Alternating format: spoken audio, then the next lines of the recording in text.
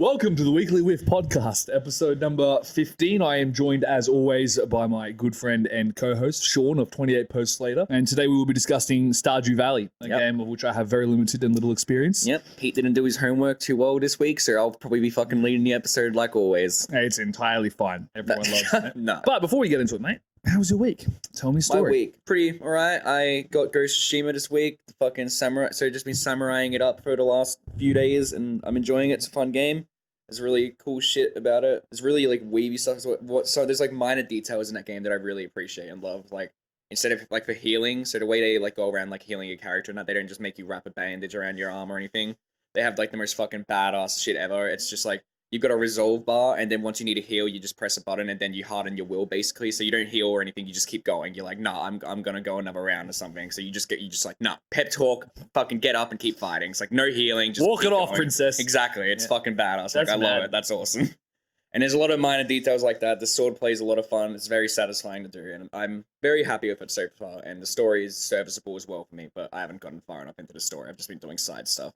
Besides that, I've been watching Stranger Things as well, catching up on that, finally. Haven't watched it for 3 years. I remember you said that people kept nagging you to watch it, so you never watched it. I still haven't watched it. Yeah, No, that was pretty similar. yeah. That was pretty similar to me. I never watched it because people kept talking about it around me, but now I've actually started watching it. And it's fun. I enjoy it. I could see myself writing something about it in the future. It's very fun. I'm enjoying it.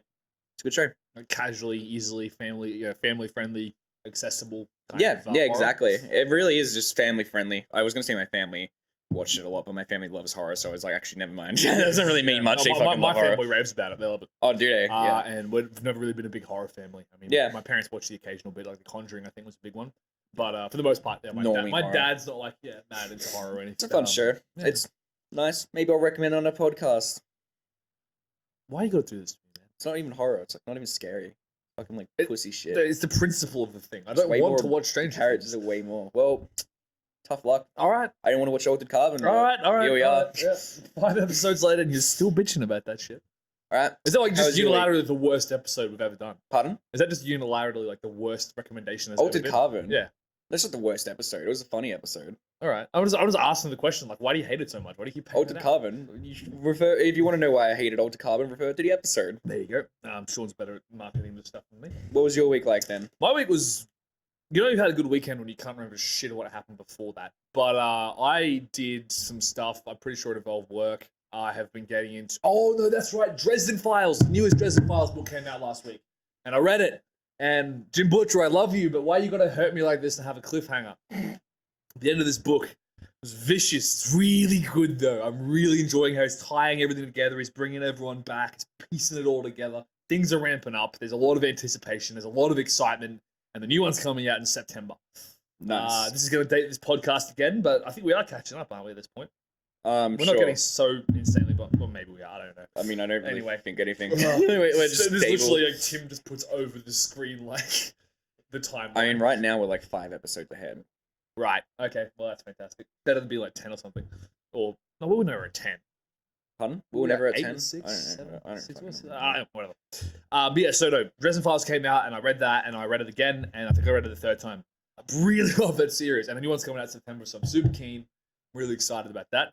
That came out, and aside from that, I'm trying to rack my brain for what I've been doing. I've been trying to watch Safe House the last 2 nights. It hasn't been working out. Denzel Washington and Ryan Reynolds film. I have no idea about what that movie is. So well, you will. And also on top of that, I was eyeing off The Warrior Nun that's just come out on Netflix, and I kind of want to watch Warrior what? The Warrior Nun. The Warrior Nun. Yeah. Okay. It looks really weird, but I want to watch it just for the meme. Sounds fucking stupid, but okay. I'll show you the trailer later. I don't know if it looks I want great. to see the trailer. I think all I need is the title of that. It's like that fucking movie our friend was talking about people going back in time to kill Jesus or something. Remember that movie? What was it, like 82? When do we get him on the pod? When do we get him on the pod?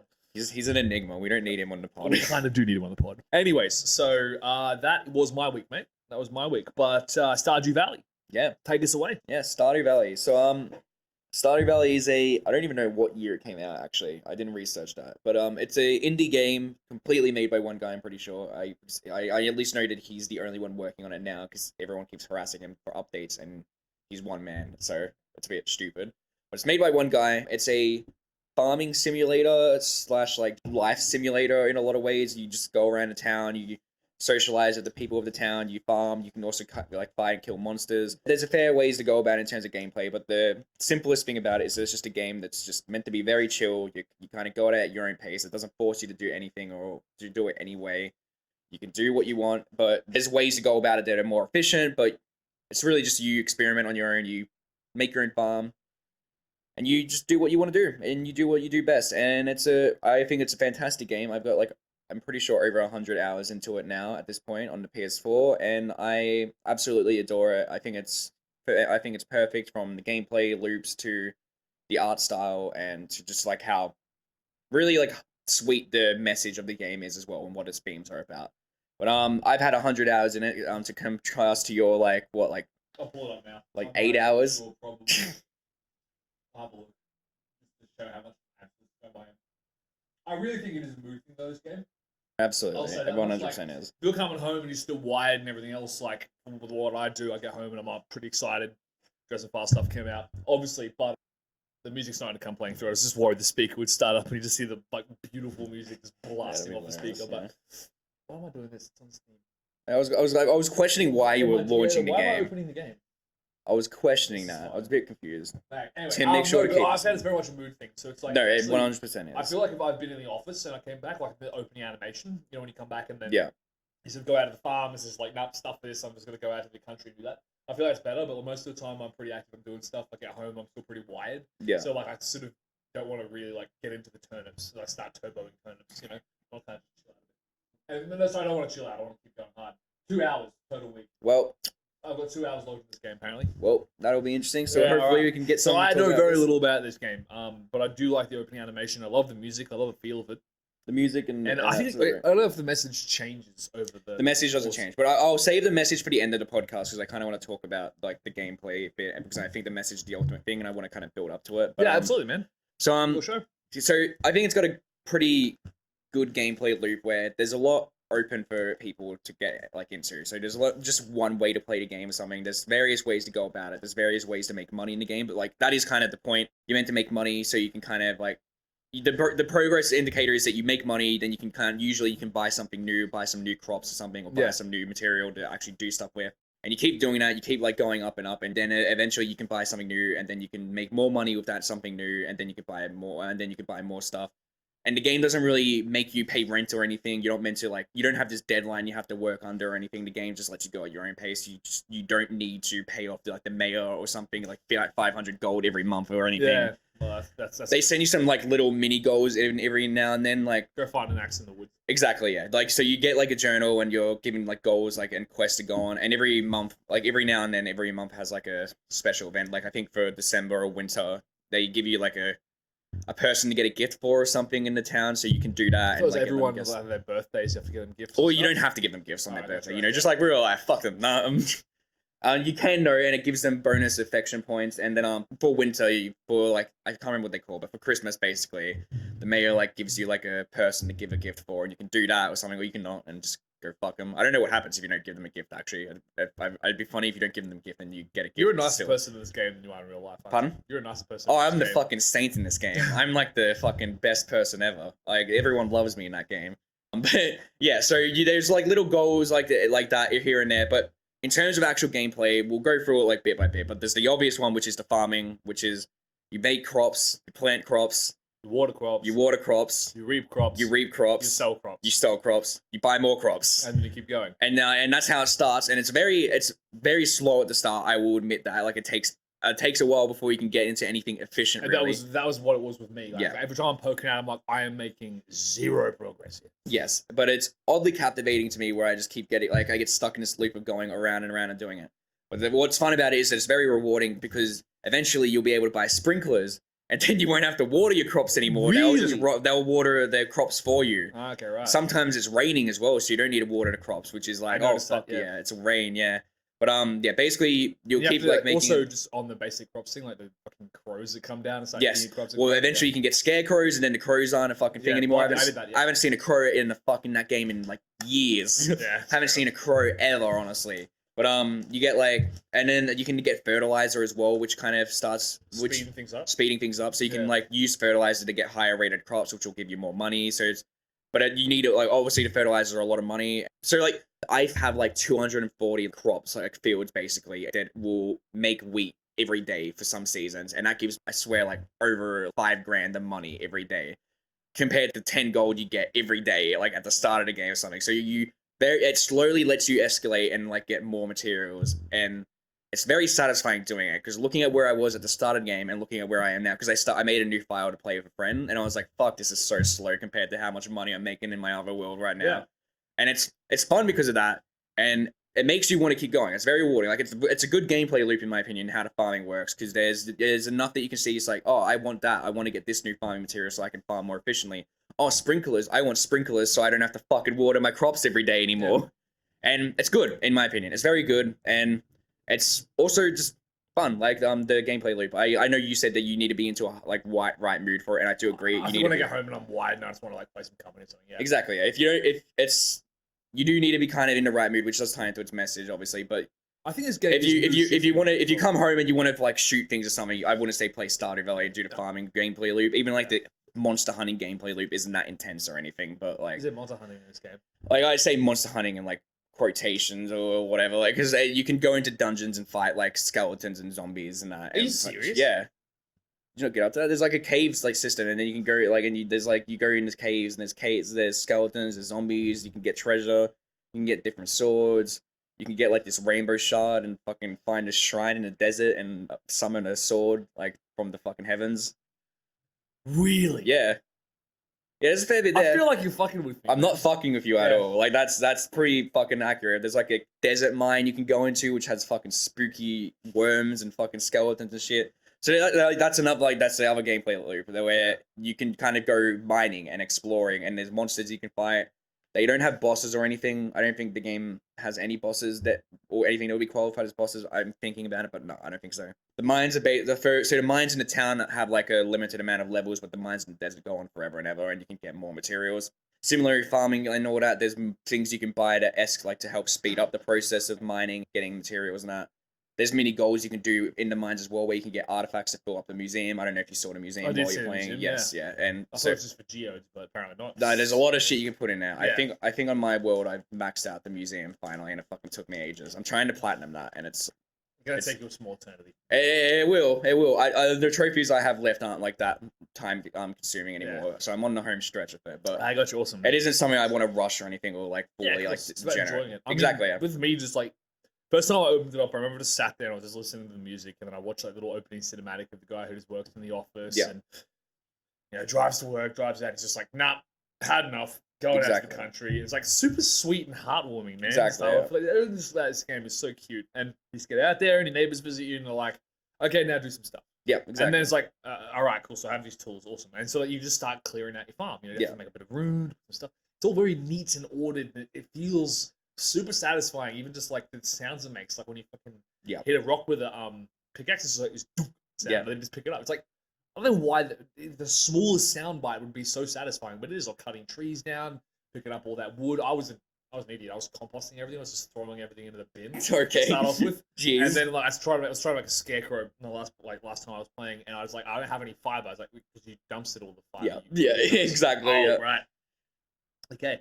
Didn't figure out how to like get chests at all until ages in. I was like, where do I put all this stuff? Where do I put all these? Where do I put all this stuff? I don't know where to put it. I was gonna chuck it in this box. Yeah, but then you can craft chests. I did not find the crafting menu until like 3/4 of the way through.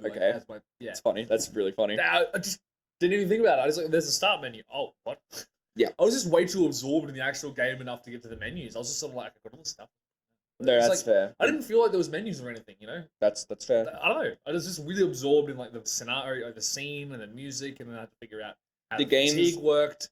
You know, like when you like cut down trees and you get really super tired, it's like, well, what do you mean? Yeah. Oh, gotcha. Yeah, no, the game's very pretty, and the music as well. The soundtrack is fucking fantastic. It's so chilling and calming. Like there's nothing really intense about this game. Like I say, there's monster fighting and all that, but even then, when you like lose all your health, you don't really die or anything. You just get knocked out, and then like a villager finds you passed out and brings you back home. So it's very peaceful. Like the game's not violent or aggressive at all or anything. Even like when you run out of stamina. So the things that would be a health system or something to limit you aren't like meant to be kind of intense or anything. It's just that like once you lose your health or something, you just pass out, and then someone brings you back home, and then you wake up the next day and it's like, oh, go again.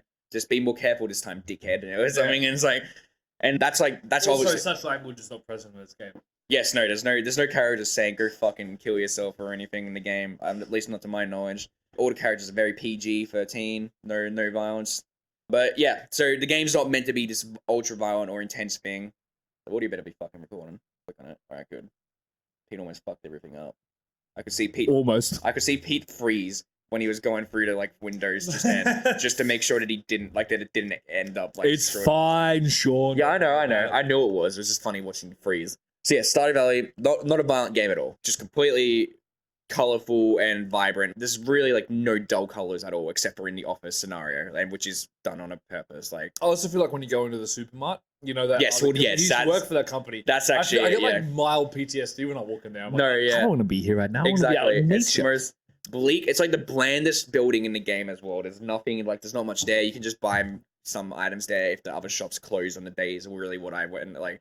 Normally, I'd try and plan in advance so I didn't buy there or anything. You just want to avoid it. And it's so, like, it's on the outskirts of the town as well. Like, so you don't want to go there. And when you do have to go there to buy crops or something on the day, because I had, like, on a day where, like, the other shop isn't open, I'm like, fuck, I have to go to this shop. Yeah. And I'm walking there, and I'm just like, I fucking hate this shop. I don't want to be in here. And I go in there, and I'm like, oh, it's fucking, like, $10, like, more expensive or something. Yeah.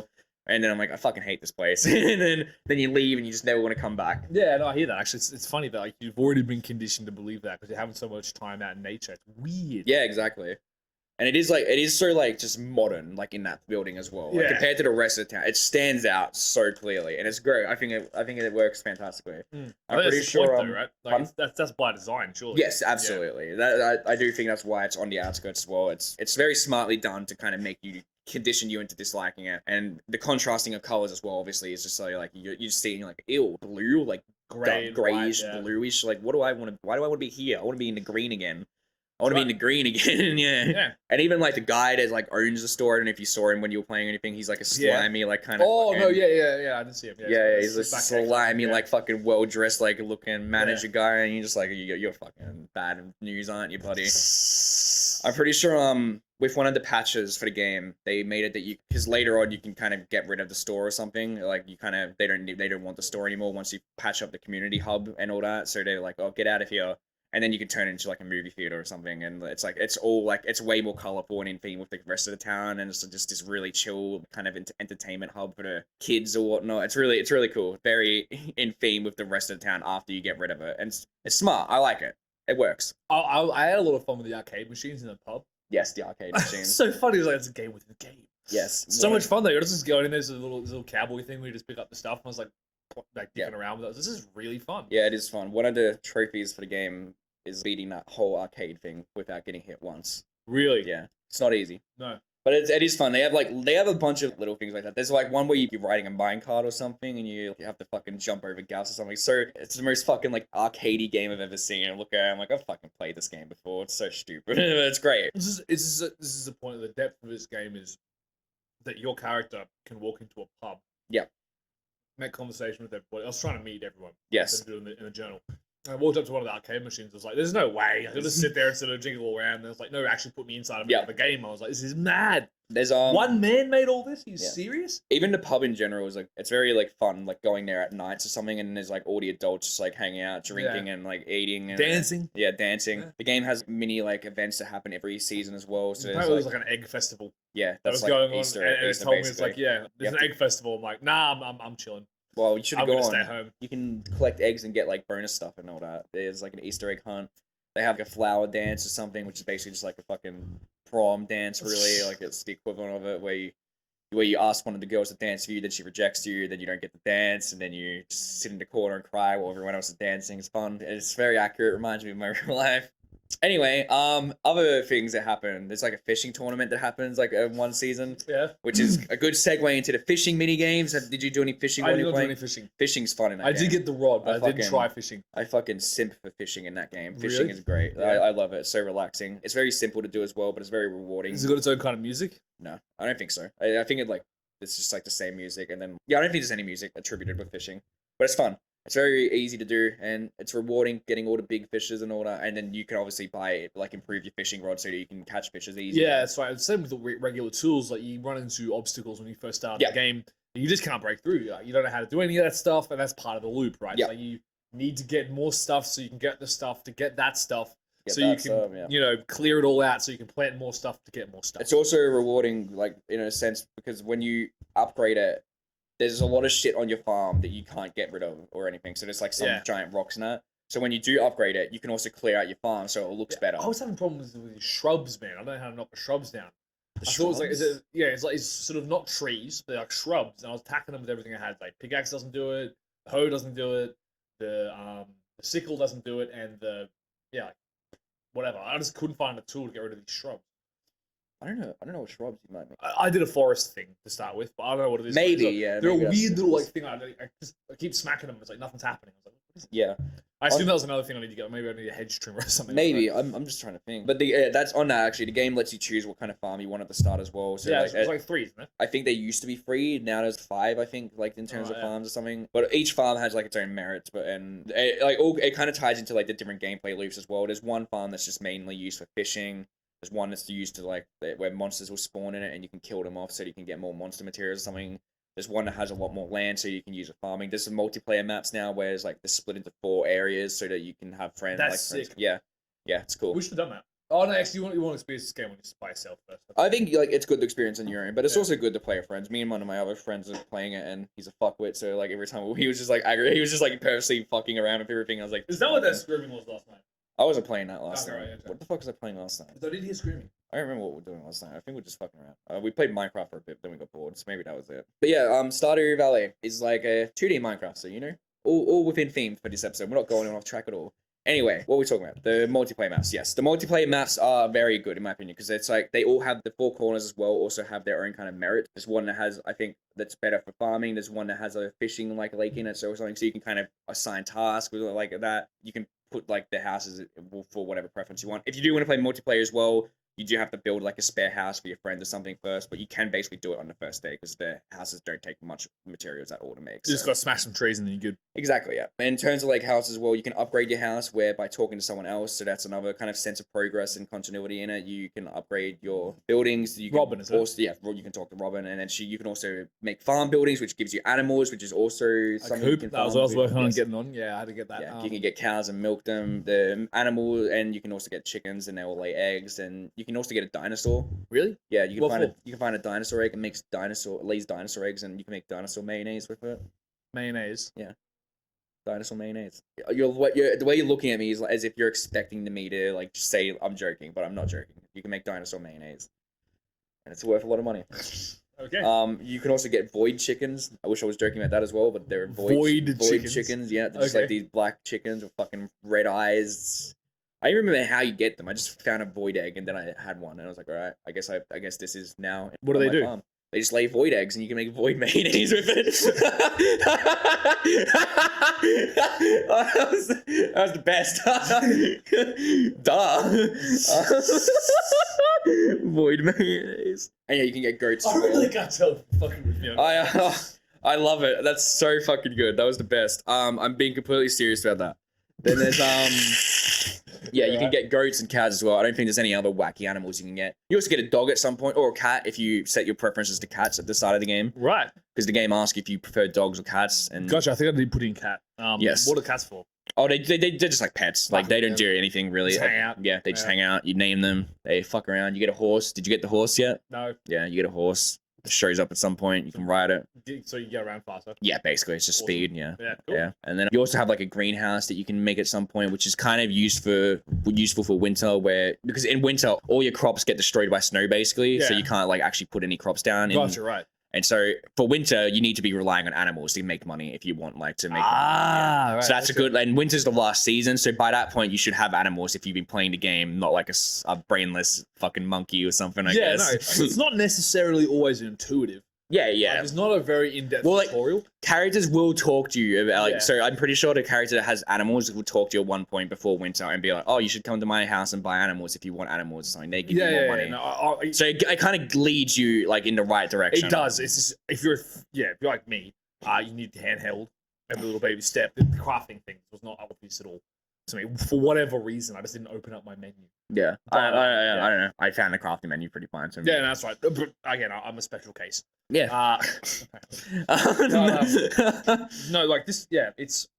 I think it's about the vibe of the thing for me, man. I think Absolutely. Yeah. it's so much just turn your brain off, appreciate what's in front of you, and inhabit this small pixelated man on his adventures to try and carve a living out of the land, away from the big smoke. This isn't this isn't your Demon Slayer simulator. This isn't your It's definitely not Goat Simulator. It's just you're doing stuff. You're going out places.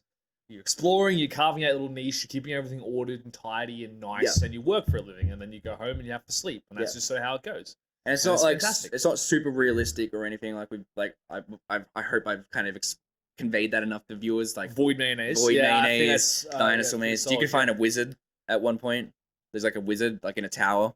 I think I found like a reference to that in a cave somewhere. Yeah, there's like a wizard tower and there's a wizard in it, and he kind of like brings you over to your house from now and then, gives you stuff, wizard stuff. It's pretty weird. Maybe that's where I got the void egg from. Actually, that might make sense. There's a witch as well. You can find a witch's hut. There's also I think there's something else that's fucking stupid. There's like this this like little black blur thing that like you can become friends with. There's a dwarf as well. I wish you're like looking at me like, nah, I'm not fucking buying this one, Shaun. There's this little fucking like black scribbly thing that's like I don't remember what its name is, but it lives in the sewers and you can talk to it and become friends with it, and it's like it doesn't talk English or anything, and it's just like it's just this thing that you become friends with. You can't date it, unfortunately. I think people were like begging the developer to let them date it, and then the developer's like, no, stop. But yeah, there's like a little black thing living in a little black scribbly monster thingy living in the sewers, and you can chill with him. I'm not joking. I'll search up what its fucking name is right now. I'm doing it right now. I'm not sure if this entire episode is just an elaborate prank at this point. Stardew Valley Crobus? Is that it? That might be it. Put in like a photo of it on screen while I want to see dinosaur mayonnaise. That's it for me, man. If that exists, I'll believe everything you tell me. Yeah. Okay. I told you it exists. Yeah, it's dinosaur mayonnaise. I want to see a picture. You want to see dinosaur mayonnaise? There's a link to it. All right. Yep. I'm sold. All right. He's not shitting us, ladies and gentlemen. This actually put pictures of it up while we're talking about it as well as people can. Let's get Ben to sketch in like a like a jar of dinosaur mayonnaise. Yeah, exactly. Yeah. We'll draw it, add it to the art. That'd be so sick. We'll have like the little black thing like in the corner as well. Yep. But yeah, it's very fantastical as well in a lot of ways. It's not like super realistic. Yeah, of course. And I think it's like just to kind of add to the fun and like the charm to like leaving the city or something to make it more appealing. And that is kind of the like message, because I'll talk about it a bit before I go into like the characters and like the idea of like the characters now, because I think it ties into this. But the opening cinematic has like you talking to like your grandfather talking to you and saying that like once you're of a certain age or something, or once you're of age, he'll give you the deed to his land and you can go like use or something. Yeah. And then you're in and then it cuts to you in like this office, like really fucking bleak looking, like it's got like fucking stalls and like posters up. It's super fucking like stereotypical, but it works. It's like the bleakest thing ever. And the character's just like tapping away on the computer, and then like the drawer opens and he sees the deed to his like farmland, and he goes to the farm, and it's a lot more vibrant and colorful. And the point of the game, essentially, if there is a point, is that it's about escaping the like kind of bleakness and like the hardships of city life and going into the country and kind of embracing the outdoors and the nature, and also embracing these like and getting to know these kind of colorful and bright, vibrant characters that live in the town. And that's what the game serves to be as well, where it's meant to be a kind of good chill game to play after a hard day of work, like you were saying. Yeah. It's a good escape from like the real world into this just chill game that has nothing complex about it or anything really, besides like some aspects of this gameplay loop, which are complex when you look at it and how it kind of makes you work.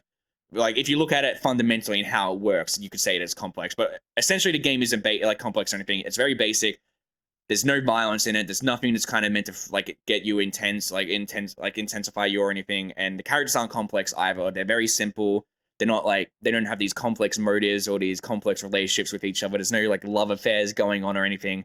It's just a very simple, basic game that is meant to just be a good relaxation game and let you feel like you're living a life outside of the city life that you might have or something. And I think it's very charming in that sense. And I think it works really well because the music is very calming. The art style is so like colorful and vibrant and poppy, and it's like appealing, and you want to play more, just explore the rest of this world. there's all these fucking dinosaur mayonnaise and egg void mayonnaise, and it's all like, man, this world's fucking wild. I want to be here instead of the city life or something. Apparently, someone played this game and actually went out and made and started like a farm, and apparently it did do really well with it as well. Like they made it was really like they were very successful in like the farm life, and I think that's very sweet to hear. Like the game actually inspired someone to go. I think it's a fantasy of a lot of CEOs or like very serious corporate types to actually do that. Yes, particularly in the US. You know, like once you got enough money, you just go out and buy a farm and live a simple life, farming and stuff like that. exactly. Yes, some people do well. Some people. Yes, well, that is true as well. There's people that might not do too well in the farm life. So if for those people, just play this game instead, you know? Yeah, that's right. No, honestly, and I really agree with you on that, man. Like, I got that sense immediately, like, just having played the opening prologue. Yeah. And then just a feel of wonder and excitement as you're walking around this new town. You don't really know anybody. You don't know what's up. You don't know what you're supposed to sort of do. You're kind of clueless. Yeah. Don't even know how to make boxes to put stuff in. Exactly, yeah. Just trying to like sort of figure it all out, and then you get there eventually. You start to piece it together a little bit at a time, and some of us faster than others apparently. But you get there in the end. And I got a pretty comfortable loop just growing a small row of turnips. So I was like, eventually, yeah, exactly. Eventually, I have enough money to pay for anything else.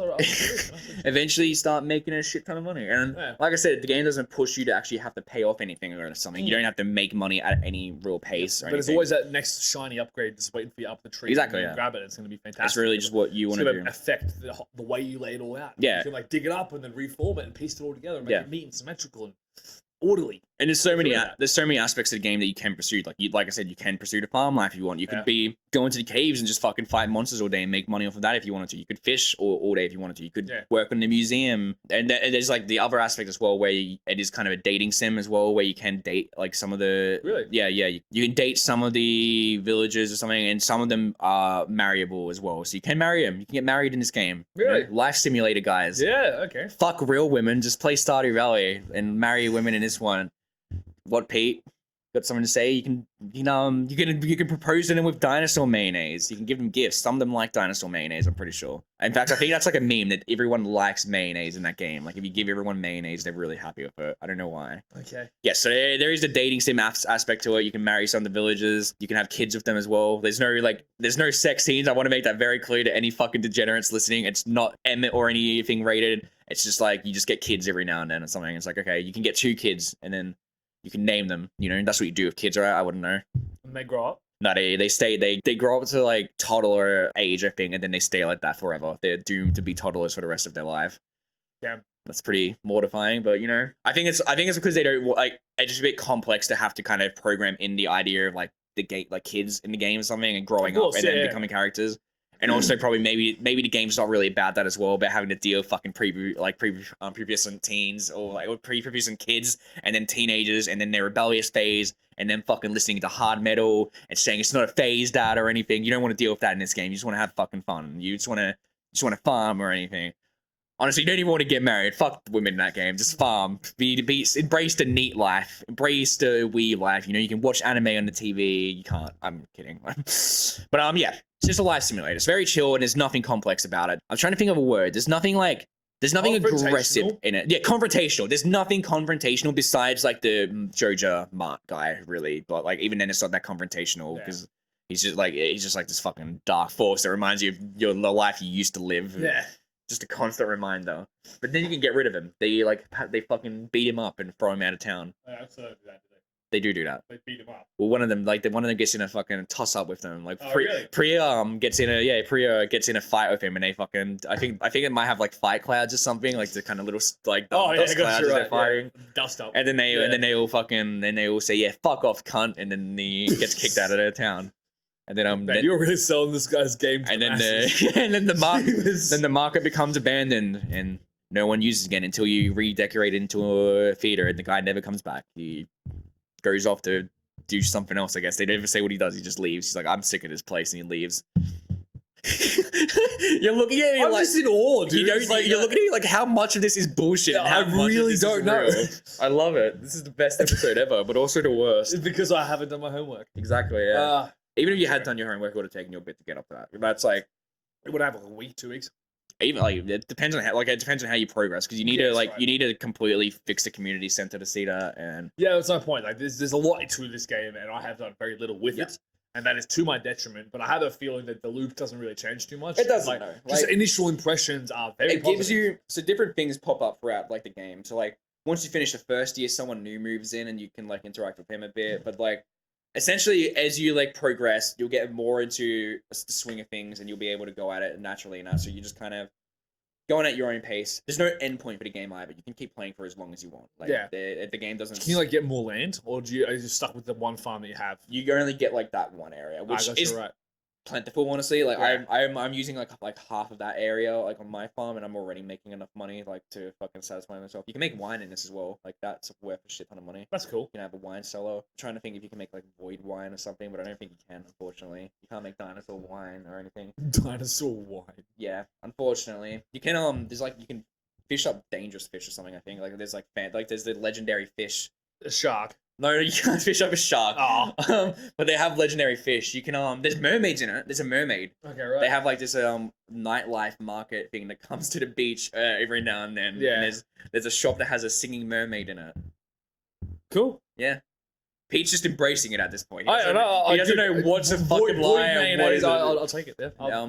But yeah, from all that, you can tell from the game that it's just a very chill game. And I said last week that this episode probably wouldn't be too long anyway, but there is still a bit more I want to talk about anyway. But in terms of the game, I think that's the best way to describe it, because I don't want to go too into like details or anything. I just want to kind of I've already gone into details because like we could talk about all the Void mayonnaise, kids. We could talk about like the characters and that, but I think I don't want to talk about the characters too much because I think what you should just know about them is that they're villagers. They all have their own kind of personalities. They're not complex or anything, and you can marry some of them. Because I think I want people to play this game and to interact with the villagers and have their own experiences while playing it. I think that's the best way to play. There might be this another game. way to really well describe this game, man. Is like it's organic. It is very organic, yes. That is the feeling I've got. Yeah. It's like organic in the same way that good homegrown, no pesticide kind of turnips are organic. You know what I'm saying? Exactly. Yeah. This game feels organic. It grows on you. Yes. It's green and it's alive and it's vibrant and it takes nurturing. It's not that. You have to keep coming back, man. You got to keep coming back and letting your farm grow. It feels like you are literally just planting a seed and the whole thing is starting to grow up. Yeah. And it's fantastic for that. Even in the initial stages, I was like, I know I can lose a lot of time on this. I just have no idea what the hell I'm supposed to do. Yeah. And you start to get a feel. It's a little thing. It's a little victories. It's like my first batch of turnips. I was actually really happy. I was like, oh, this is exactly. Yeah. It makes me feel really warm inside. Yeah. Like it makes me want to cuddle puppies and like wrap up warm on a cold night with a cup of tea and then just play this game. Yeah, exactly. Yeah. It brings out like a really sort of not sappy, but the softer side of me, I suppose. And that's exactly what it's going for as well. And that's why I think it's so fantastic because it's successful in every way for what it does. And it's not a complex game at all, like I said, but it's such a. I think it nails what it was going for so much. I just think it's a masterpiece and perfect in every way. And I do heavily encourage that you all play it in your own way. It's not that much money. Is it on mobile? I don't think it is. Actually, no. It says it's on Android. I'm like on the Wikipedia right now because I was gonna try and figure out the guy's name when I start talking about it. But It's on like a lot of things. It's on Nintendo Switch, it's on PC, it's on PlayStation 4, Xbox One, PlayStation Vita apparently. What the fuck? And it's on iOS and Android as well. Yeah. So there's ways to play it, and it's not that much money in my opinion. It's like what $30? I don't know. Well, it shouldn't be much more than $30, but even like that, I think it's worth the price. I bought it twice. I bought it digitally, and then I also bought the physical edition when it came out on PS4. So I'm happy with that. I think it's well worth the money, and I would love to support the developer of the game, and I do want to talk about him a bit, and I kind of want to talk about the indie field in general as well, just so that we can stretch out the episode. Take it away. Yes. This is your party, bro, and I'm very interested to hear what you have to say about it, actually. Because I want this episode to at least get some like length compared to other ones, and not just be the shortest one ever. So we'll like talk about indie games a bit as well, since that's of it. So the developer is called Eric Barron or something, but his like Twitter handle is Concerned Ape. Definitely follow him because I think he deserves all the love possible. As far as I know, this was a one man effort. He did this all on his own. He designed it, developed it all on his own, designed it all on his own. So the art, the music, I don't know about the music actually. That could have been helped, but I think that was him as well. But he did this all on his own, and he released a game, and it was well loved. But on top of that, he's continued to release patches with this game that have new stuff in it all the time as well. So like he's keeping on top of it, making sure it's always got content. Yeah, and he's doing it. He's also, I'm pretty sure he's doing like the PlayStation and Xbox ports as well. So like he's in charge of handling that as well. I don't think it's. We'll be doing it personally. I don't think it's just him, but on Twitter he says a lot that he's like kind of held up working on that, and like so he says like yes, the next update will come out on the PC once I've done this for the PlayStation or something. So he's definitely working with people on it. I don't think it'd be him just on his own doing the PlayStation. I'd be very impressed if it Ports was. to be a bit more complicated. Yes, exactly. But in terms of like the game itself, yes, he designed it all on his own, and he is constantly working on it on his own as well. And there's always like new patches coming out, and they always have new material. One that came out recently had a shit ton of stuff, and everyone was like replaying it and enjoying it a lot. That was the one that had the new multiplayer map, and yeah, multiplayer wasn't initially in the game either, but he did, like, people kept asking for it, so he worked on it. And he's a sweet guy. Like, just going on his Twitter handle and seeing how he like responds to people is so sweet, which makes me annoyed because there's people that are like, "Oh, fucking hurry up and make the game or something, or give us the new update. You've been saying it'd be out for months." Like, shut the fuck up. Leave him alone. He's like a one-man team doing this. You get it when you want it, when you get it. Like, honestly. So I love him because he's working on his own and because he's doing his best. And I think that's something I can say about a lot of indie developers as well in general. And I think there's a lot that we can say about indie games. Because Absolutely. I think they're the future right now in terms of video games. I think AAA games are going to shit right now. And I think AAA games are kind of pulling it back a bit this year. They're trying, like, I feel like you can see a couple AAA games getting it together. I think Star Wars like the Jedi, so like Fallen Order. Yeah. That's like one of the ones where I look at and I'm like, that gives me hope that some AAA publishers might be willing to let developers actually put it together. I know you said that it was Respawn. Yeah, Respawn. I was going to say Respawn. And they're not entirely AAA, right, or anything. No, they are now. Oh, they are now. They're former Call of Duty guys. Actually, former Activision. Now they went in their own place and did their own thing, and now they're still hanging out, just reeling in all the money from Apex Legends. Yeah, man, that's well earned. Look, man, people pay for it. Yeah, you know, we'll be paying for it as well when we do the Apex Legend podcast episode. I'm not doing that. Oh No, I am not a fan of Battle Royale, man. Oh, tough luck. Okay, Gonna have to do it at some point. all right. But yeah, so AAA developers, in my opinion, are kind of shitty now. Just I don't think they care as much anymore. I think they've just kind of like gotten to this mentality where they can get away with doing shit all. How do you figure? Well, just like a lot, it feels like a lot of AAA games, like EA, for example. Like you look at Battlefront and that, and it's like they didn't listen to the fans at all. Their Battlefront 2 has kind of made a comeback and like actually started listening to the fans and all that.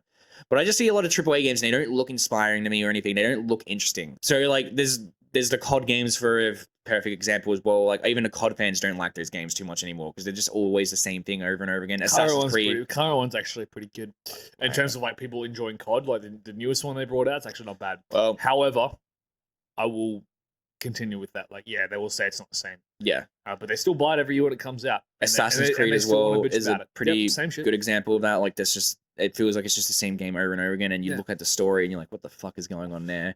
And I just think AAA games, like, it feels like they don't need to care anymore, and it's because people will keep buying them, and they don't feel the need to make new ideas or anything unique. And we get a lot of games that just feel very soulless, in my opinion, in terms of AAA games. It's been a very long time. Been a very long time since I've said like a AAA game was one of my favorite games of the year. The only one that was an exception to that was DMC5 last year, but that was Capcom really made a comeback recently. But even then, Capcom for years just was soulless, in my opinion, and they didn't seem to care about their project, the products they were making. And a lot of the games just felt very bland. Like Resident Evil 5 and 6 were fucking terrible, in my opinion. And I think they made a comeback with Resident Evil 7, and they've started to come back. But I think that can be said for most AAA games, and I don't think they're fun for the most part. And for a long time, I just wasn't very interested in video games because of it. But I think indie games are very important now because they don't have like the same safety that a lot of AAA studios do, where they can't just be like, people buy our games because they want to. These guys are completely new at the field. They have to make these games on their own for the most part, or like in a small team, and they need people to want to care. Like they can't just be like, we're releasing this first-person shooter because people will be like, I'll just play COD or something.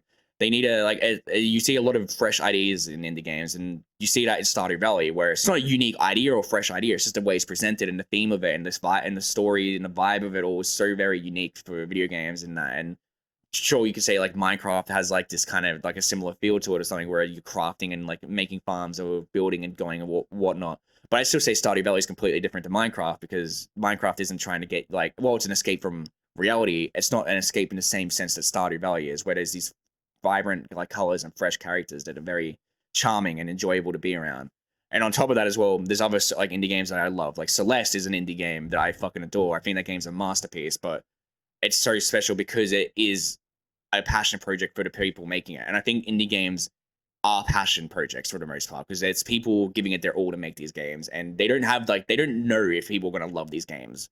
AAAs, and they don't know if they're going to make a lot of money off of these games either. AAA studios don't really need to worry too much about if people love the games because they probably will make money unless they fuck up majorly, which It's starting to happen every year now and then, but I think indie developers are special because they do care about their projects, and because of that, you get a lot of people that love their games as well because you can see the heart they put in. And Stardew Valley has heart. I think you can agree with me on that, right? Like, there's heart in this game. Absolutely. Yeah.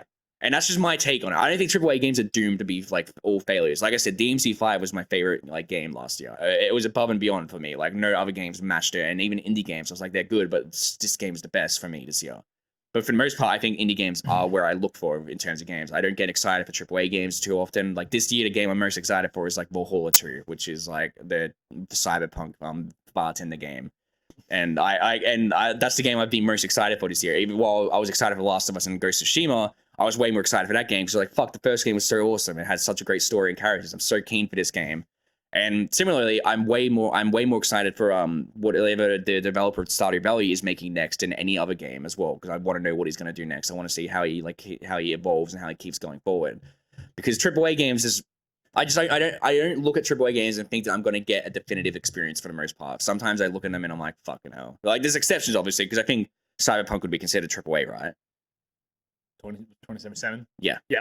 Yes. And I look at that game and I think that game will live up to the hype and will be good. Even if I'm not interested in that game majorly or anything, I can look at that game and think that it is going to be good. It just depends on the studio that's working on it. I think Sucker Punch is great, for example. I think they care about their projects a lot. But that can't be said for all AAA games. And I think it's just doomed to happen because once you start making money, I think you naturally do kind of stop caring. Like you don't like stop caring, but subconsciously you do kind of think that you're fine or something, you're safe for the most part. I think for most indie games as well, I think there's a chance that they might start getting more money or something, and they might kind of fall into a rhythm of like not caring as much as they used to. I think it's just something that's doomed to happen. Like if you don't like be careful about it. So I'm not saying that indie developers are free from this either. Oh yeah, I was just gonna say, I'm not gonna sit here and defend AAA companies. I'm not gonna defend people like Blizzard or Activision for some of the decisions they've made with some of their games at all. I won't do that. However, I will say that they all started somewhere. Yes, And, that's this is.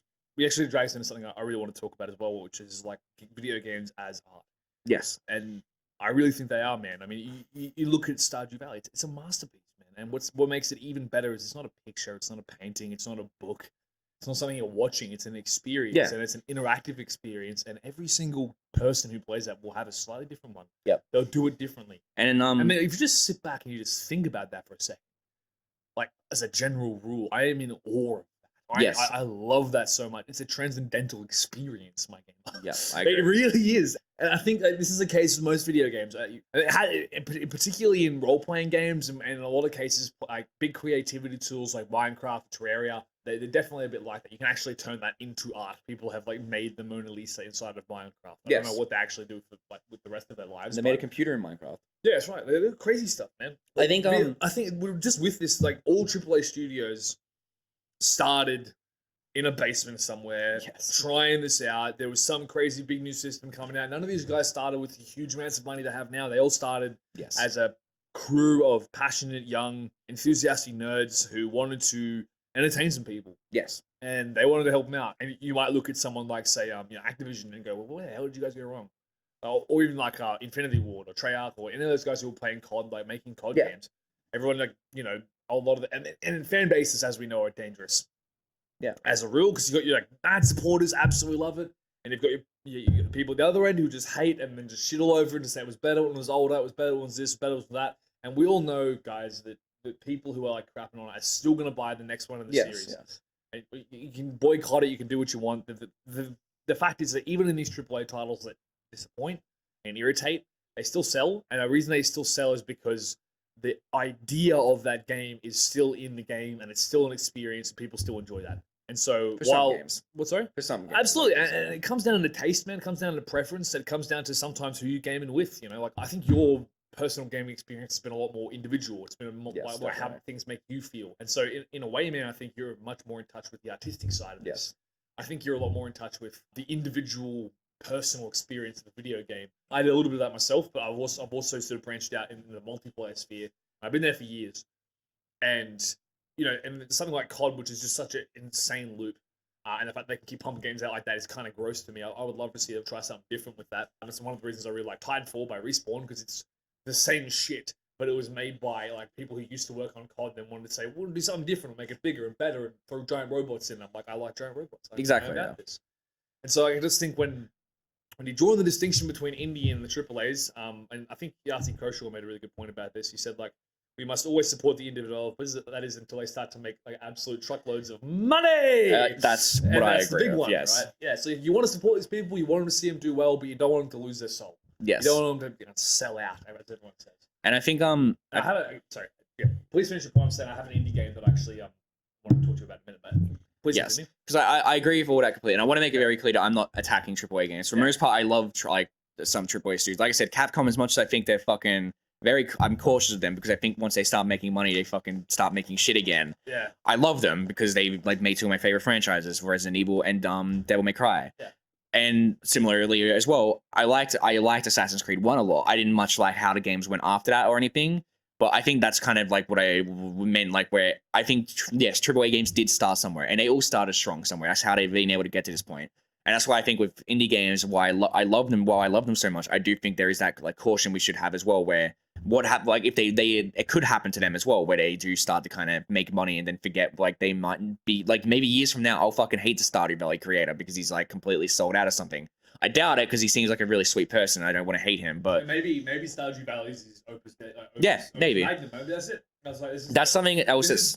That's something else that sucks with indie developers as well. That they're always compared to their like greatest works, and I feel bad for them in that regard. So like, you see like some of them make one game and don't make a lot. So like the Stardew Valley creator keeps saying that he doesn't want people to compare Stardew Valley to his new game because it's a completely different kind of experience, and he doesn't want to tell people what it's about either because he doesn't want people to get excited for it or anything. He just says that he wants the game to come out and then people to play it and then judge it as a game on its own. Yeah. I like that. The creators to kind of go to a completely different obscure kind of indie game. The creator of Doki Doki Literature Club is fucked because any game he makes after that is going to be compared to that game where it's a fantastic horror piece, but people are going to like, I think he's even said that he's like not too sure how he wants to like go like forward or something. And I kind of feel bad for him in that regards. And even the Celeste creator as well, I look at them and I'm like, yeah, you're like any game these three guys make will be compared to the original because it's just going to happen because people will like that. They like what you see it in like AAA games, like everyone's like the older CODs are better, like you were saying. Yeah, sequels. And it's what happens. People will always be like that, and I think it's why we should be cautious with indie developers as well. But I do think that I think we should support them, man. I think we should support them. I think they've got their finger on the pulse. I think they're creating they're innovating, man. And yes, they are very innovative. Innovators. What we understand. This is the crazy thing about video games. They're so new. Like 20 years ago, the Xbox came out. And now the PS5 and Xbox. Yeah, dude, like Series X. Like, we are like, I don't know what level we are on right now, but in terms of generations of gaming, like video games haven't been around for that long. Yeah, they only started becoming big in like the 70s and the 80s. 80s is when probably, it was like around 80s, dude, yeah. It's been 30 years. It's a very new industry, but like you see something like COD, and you say, oh yeah, that's a classic. Like they just keep beating that one to death. That's an old. Yeah, horse. Exactly. It tells us something about our attention span as a society, but that's neither here nor there. Especially with entertainment. You know what I mean? Yeah. Look, everything's so new and fresh, and like that's what I love about indie developers is they get in there and they make it happen. You know, like there's so much passion there. They're trying to bring a new experience, trying to do something different. Journey is another big one that was supposed to be absolutely fantastic. Yeah. I haven't played it. One of my favorites was developed by a bunch of IT students in high school. It's called Risk of Rain. Have you heard of it? Yes, I've heard of that. Yeah, and then they brought out a sequel. I think it was last year.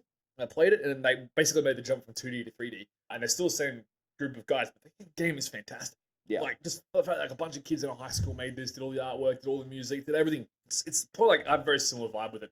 It is like pretty full on, and basically the idea of it is the longer the game goes on, the harder it gets. Yes, yeah. Yeah, so you got to either speed run it, but if you speed run it and it's a roguelike. Binding of Isaac, another example, yes, right? Like another huge like indie game that's just sort of exploded out of nowhere, has a really unique concept.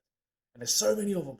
Yeah. And they're so underappreciated. And some of them are just not well crafted, but every now and then you run into a gem like Stardew Valley, and it's absolutely fantastic, and I love it. I think I agree with you, man. We should support them. I want to go back to a bit and talk about because what you said about video games as art, because I completely agree with that statement. Yeah. I think video games are absolutely an art form, and I think people to kind of belittle video games, to try to belittle video games and say that they can't be an art form are idiotic, because it absolutely is an art form.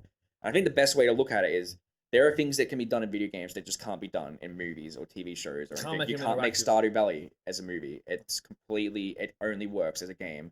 You can't make Celeste as like anything else either. So like it's a platformer, a 2D platformer like that, and you can't make that as a movie because the game is about how you are moving forward and jumping and progressing on this mountain, and it's a metaphor for depression. and it's all Right. about that. But Yeah. you can't do that in a movie. You can watch someone go like up this mountain, but it's nowhere near as powerful as playing as the character yourself and feeling the character's personal journey. The Last of Us first game. Yeah, exactly. That game does kind of like it's weird. That one's a weird one because it's So great because cinematic. it's so cinematic, and everything that works about it is part of the movie experience. Yeah. But it does make you feel like you are part of that movie as well, and I think that's where it works so well. I think it must be. I don't know. I've never seen The Walking Dead, but I assume it's better because The Last of Us is way better. Yeah, but my point is that you're controlling that, you're participating in that. The visceral gut reaction to these characters that you've been playing as and walking alongside, and you've been right behind them the entire time, making them do things. Mhm. Like their failures are your failures, their wins are your wins. You Yeah. feel it. It's a visceral gut feeling. And as I Yeah. was saying earlier, like good writing or good experiences, like good art, makes you feel shit. Yes, And I and agree. games do this. And games, like in a lot of ways, do it in some other way, in a completely different planet to film or series or anime or whatever the case may be, Yes. or even books. You know, Yeah, you I can't think, participate in a book. You can't interact with it. That's what makes it big. I think the extra layer is it's interactive. Yes. I think just like how I say horror is a valid art form because there are things you can do in horror that you can't do with other genres. Video games are a valid art form because there are things you can only do in video games. Like Minecraft is a masterpiece in a lot of ways because it's such a unique game and it was such a game changer as well. Like games Absolutely after that was, yeah. were mimicking it. But you couldn't do Minecraft as a movie. Like there's no way you could ever convey that as a movie or TV show or as a book or No. there's nothing you can ever like Just do to market the match shit it. out of the Yeah. t-shirts for it. Yeah. Exactly. And there's so many video games that just work like that. I can't think of any right now because I'm fucking stupid. But Absolutely. but I mean, absolutely. I said a bunch already. Like Yeah, no, the- sorry. You got your Terrarias and your Minecrafts. I think that's completely different. That you actually like the idea of it is it's a creativity tool and you can Exactly, build yeah. stuff in it. That puts it on its own kind of planet. But even if you go to your story-based games, your Ratchet and your Clanks, Yeah. you obviously your horror games, Yes. and in a way that's like very in your face. That's even more visceral than a horror movie would be because whether or not that character dies is on you. Yeah, exactly. And sometimes you can't control it, sometimes you can. Bloodborne, obviously, for instance. Like Yes. you feel that, like you really. You can't make feel like a that. Dark Souls movie or anything. No. Like that, no one would fucking watch it because it's such a like gameplay heavy like Yeah. oriented experience. So that's why like it really infuriates me when you get these like kind of old critics or something or like old filmmakers. Yeah. Not throwing names or anything, but like these film makers that say video games won't ever be a valid art form or anything. It's like no, it will be. You're an idiot. Like to say video games isn't a valid art form, and then to also go on and praise movies as an art form, it feels very stupid and like closed-minded to me because they both work in their own ways. I will acknowledge that, yeah, for the most part, movies are probably my like preferred art form and books and that. But I still like love video games and playing them. And there's a lot of video games that I'm a lot more emotionally connected to than I would for movies. Like I'd say I'm a lot more emotionally connected to Celeste as a video game than I am for most movies because of what it represents and how I felt playing it. And I'd say that in terms of Stardew Valley, there's no movie that could ever match that kind of gameplay experience for me where I played it and the way I felt about that game. There's no movie that could make me feel about the movie the way I do about Stardew Valley. And I think that's just what people should remember when thinking about video games and movies and books as art forms. They all work in their own ways. Books have things they can do that movies can't do and games can't do. Movies have things they can do that books can't do and games can't do. Yeah. Games have their things that they can do that movies and books can't do. I agree. I think what the big again, and we're just coming back to this, so I might be belaboring the point, but with We'll nail the point into the coffin. yeah, that's right. Which is that video games are on their by design they are interactive, Yes. which means that your experience of it will be different to everyone else's. And you can make the philosophical argument that everyone's experience of a film is going to be different, and everything else you view it through different eyes. I'm saying like with a video game, especially one that's open-ended, has an open world, and gives you the ability to make stuff or put your own impact, and you can see the effects of that. That is an experience Yeah. you won't get anywhere else. Exactly. I don't care where you look. Like, you just can't go past it. Exactly. Yeah. And I highly recommend anyone listening play Stardew Valley. Absolutely. Any of the indie games we talked about today, actually. They're all great. Risk of Rain, yeah, absolutely. I'll plug Risk of Rain pretty hard. Yeah. Start with the first one, then move over to the Yeah, second. Stardew Valley is great. Celeste is great. Doki Doki is a great game, but Weaves will probably only want to What was play the name it. of the bartender one again? Valhalla, VA11 Hole A. Valhalla is a masterpiece, and Yeah. you should all play it. It is fantastic. That game is really I enjoyable. hope that's a later podcast episode, man. Yeah, it definitely is. I'm just saving it up. I was It's all actually good, going to man. do it. Sean likes to keep the gems up his sleeve. Exactly, And I'm, yeah. always I like to juggle it. I like that's to right. throw out gems every now and then, but also throw out knives that are horror movies every now and then. Yeah, as well. that's right, mate. I'll take them both. I Yeah. love it all.